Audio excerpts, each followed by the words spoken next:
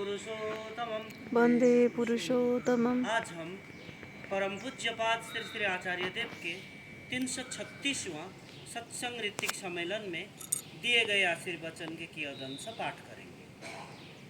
परम पूज्यपाद श्री श्री आचार्य देव बोलते हैं, ठाकुर के निकट सभी आ रहे हैं, सभी कह रहे हैं वे परम प्रेममय है, लेकिन उनके कर्मियों का संग जिन्होंने प्राप्त किया है वे तो क्यों उनके लिए इस प्रकार केवल किसी एक विशेषण से ही अलंकृत नहीं करते। कोई कहता है सठ प्रवंचक, तो कोई कहता है भला आदमी। नाना लोग नाना प्रकार से कहते हैं, लेकिन कोई भी केवल एक परिचय से परिचित नहीं हो सकता, क्योंकि उनके व्यक्तित्व खंडित है। इसीलिए हम लोग उनके साथ जुड़कर चलते हुए इस जीवन में जितना भी आगे बढ़ पाएँ, जहाँ तक भी पहुँच पाए, उतने में ही यदि हमारी अखंड परिचय का निर्माण हो जाए, वही हम लोगों की प्राप्ति है।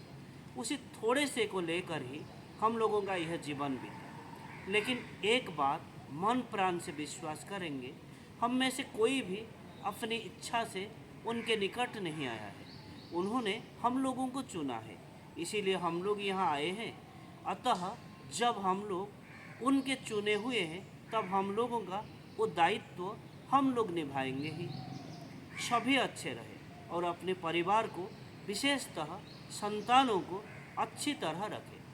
हमारी इन बच्चों के अंतःकरण में विपुल संभावनाएं छिपी हुई हैं। प्रत्येक के घर में, प्रत्येक व्यक्ति में ये बच्चे यदि खड़े हो जाए, तो हम लोगों के चले जाने के बाद भी इनका सहारा लेकर ठाकुर का कार्य दुर्दम गति से आगे बढ़ता चला जाएगा। ये लोग हमारे आज को देखकर अनुभव कर सकते हैं कि भविष्य में ठाकुर का कार्य और कितना महान रूप धारण करके खड़ा होने जा रहा है। इस इतने बड़े ठाकुर बाड़ी को भी देखेंगे, उसी दिन छोटा हो जाएगा।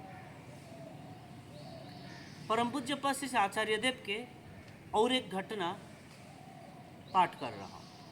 श्री आचार्य देव बोलते हैं, मैं एक बार घूमने के लिए निकला और सामने एक बड़ा ज्योतिषी कार्यालय देखकर वहाँ चला गया।